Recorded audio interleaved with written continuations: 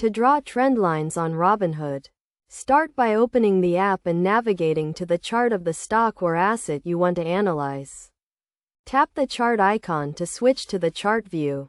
Then select the time frame you want to focus on, such as 1 day, 1 week, or 1 month.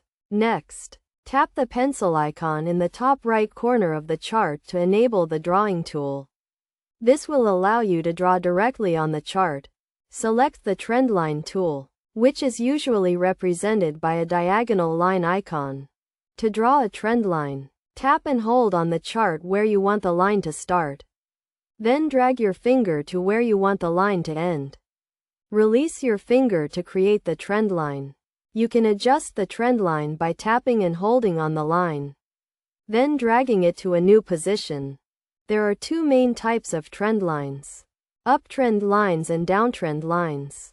Uptrend lines connect a series of higher lows, indicating an upward trend in the stock price.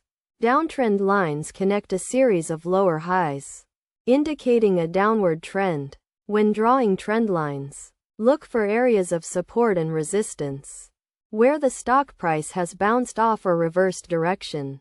These areas can be used to draw trend lines that help predict future price movements. To delete a trend line, tap and hold on the line, then select the delete option. You can also use the undo button to remove the most recent trend line you drew.